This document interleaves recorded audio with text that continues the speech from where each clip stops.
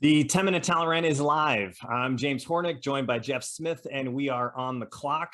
The 10-minute Talent Rant is our ongoing series where we break down things that are broken in the talent acquisition and hiring space, maybe even pitch a solution or two. Before we dig in, all of our content can be found on talentinsights.hirewell.com. Now for the fun stuff. This week's topic, retainers get results. Boy, do they. You ready for this one? All right. Yeah. So stop me if you've heard this one before. These are my quotation fingers because I'm reading. I've heard this more times than I can count. You know, I've been working with a few contingent firms, not seeing any results. Why should I pay a retainer? Oh, sweetie. So cute. It is. You're thinking about this completely backwards. Totally. I mean, I get it. There's services is services. You'll get a bad taste in your mouth. Like, I know you bought the Kleenex with 2 ear loops to protect you from the Rona on, getdeals.net. Really rolling the dice there. I mean, seriously, like you got piss poor service because you went with a firm that basically takes literally anything. Like they'll take any rec that they can, and you're upset about that. Like this perpetuates the very real kind of anti-recruiter narrative that exists on the market. So let's first talk about contingent, why it's dumb. We did a whole series on this before, but just take a step back. Think of the business model involved here. The amount of double work when you're asking multiple recruiters, multiple firms to work on the exact same thing at the exact same time, using the same tools, a lot of times talking to the same people, just like the massive like industry-wide inefficiencies there.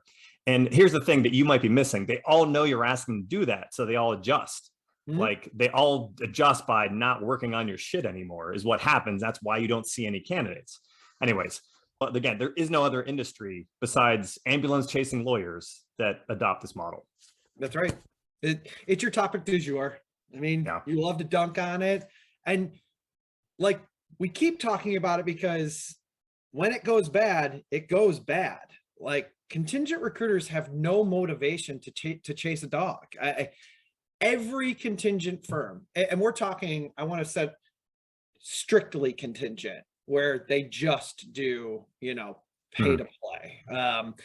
Like they spend max an hour trying to find 1 to 3 decent people for your rec. Once those people are found, every other recruiter tunes out.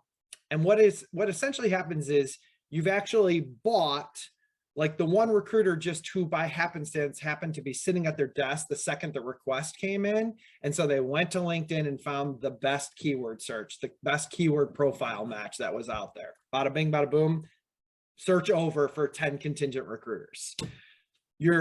Secondly, and worse, your preferred candidate market gets absolutely smoked by 10 recruiters, some of which are maybe decent, some of which are probably outright awful, and they tune completely out. This is why, like, the entire process of LinkedIn and it's all spam at this point. There may be good candidates out there these people are contacting, but when those good candidates get hit up by 10 people about the same rec, they don't take it seriously, and you're not actually getting them in your pipeline. Anyways, no, they think it's a joke. So we're talking about retained, why it's better. I have to quote my good buddy Mitch Sullivan, because I think he put this in the best way possible. The difference between retained and contingent is, do you want me to maybe fill it, or do you want me to definitely fill it? And that's really what it comes down to. So what really constitutes retained? And it's not just the act of charging a retainer that gets results. It's really kind of the implied services that really make all the difference, right? So details about, like, we want to adopt our client's culture, their selling points, their branding. We want to take a really granular understanding, create ideal candidate profiles, personas, those types of things, painstaking detail to vet, screen, sell them on why they should join you. I mean, the amount of work it just takes to be successful is like the amount of work that goes into it to doing recruiting well is not something a rational person would do without a commitment. Like it's all work that can be done, but like it's a lot of time and effort goes into it, which is why no one who works contingent does it well. Right. I mean, and the other thing too is, like, you have to realize that sometimes you, I, really anybody hiring is making a mistake and doing something wrong. and making a search more difficult. When we hire, we've done that. I mean, everyone has. And I think as a hiring manager, you can admit that to yourself and whatever. But retained recruiters have a motivation to help find a solution to the problem and help you realize, okay, maybe your interview process needs a tweak. Maybe you're not selling things correctly. Contingent recruiters just move on to the next search. Yeah. If you're doing something stupid and they don't feel like they can make an immediate impact quickly with no effort, they got other clients, they got other things to do. Not only is there no incentive, but there's literally no time to do so. Yeah. Either way. So like, let's talk a little bit about like what you're evaluating. Like what should you think about when you're looking at retained firms? What should you expect? Like, first, we and any of our competitors that are worth any grains of salt, like we don't take any old engagement. Like, we can be choosy because we're confident in our domain. Like, we're willing to walk away from business that could be construed as having to test it in the contingent model, right? Like, we only take stuff that we know we can fill. And frankly, which is the key thing. Yeah. And we know that you, employer, can fill. Also a really like nuanced but important part. Like, the last thing we want to do once we retain something is struggle with a search. Like, it's literally the worst. So like, we don't want to take something that we shouldn't have. So like, the other side of this is contingent recruiters do this all the time. And it's why we're talking about this. Yeah. They take on every single thing they can possibly find, you know? Yes. So they have zero skin in the game. So they can walk away from it any time and just write you off. There's no expectation they have to actually perform. They're not on the hook. Their reputation in their mind isn't on the stake because, you know, you didn't actually pay them anything up front. So they're praying for a quick hit result. You know, it's just kind of human nature. So other questions. So things that come up like, why doesn't every firm do this? Well, one, the good ones are starting to. Yep. There's definitely a switch happening in the industry where anybody good is not doing anything without some sort of commitment. Two, the dumb ones can't figure it out. there's companies that they just don't understand how to wrap their heads around even going about this process. And three, the really bad ones, they know they can't deliver. Right. They just know they straight up like don't have the recruiters and the horsepower to make any of this work. Anyways. Yeah. A few more takeaways, like just expectations. Like, for us, you're a bigger fish in a smaller pond when you put some skin in the game. Like, case closed. Like, you have our retention. You're going to get better results by and large. You're going to work with better recruiters.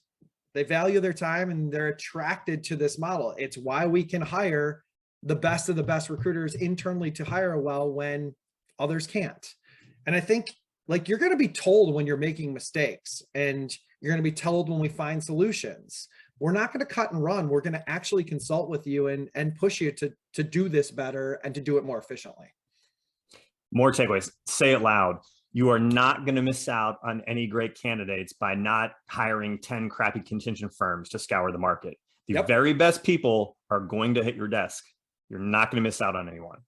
Secondly, those candidates are going to have a better experience working with you because they work with someone who is committed and all in on really understanding your brand and what you're doing, as opposed to people who are just kind of spamming the market. Like, the tie that binds, the collateral damage of bad contingent work can't be understated. Like, if you care even a little bit about candidate experience, like, all of these candidates, like, who have miserable experiences with these recruiters are going to tie it to you, the employer. Do you care about employer brand? Do you care about how your brand is being presented in the market? I do. We take it very seriously that we want to say the exact same things that you will to candidates in the market. That way, that's a very consistent message. Someone who is not working with you on a commitment and is just working strictly on volume is not going to get that well. It's not going to come across great. Your entire branding messaging is going to get messed up. Now, if you think all this is bullshit, find a software development shop that will make you a mobile app for free, and maybe you pay them later. We're a plumber, or anybody really. Or literally anybody. Literally any profession. Yes. Anyways, what are we are short on, I was going to say, we might hit 10 minutes here. We're going to go over. Short on clock. That's a wrap for this week. Thanks everyone for tuning in to the 10-Minute Talent Rant, part of the Talent Insights series, which is always available for replay on talentinsights.hirewall.com, as well as YouTube, Apple Podcasts, Google Podcasts, Spotify, and Amazon. Jeff, thanks again as always. Everyone out there, see you soon.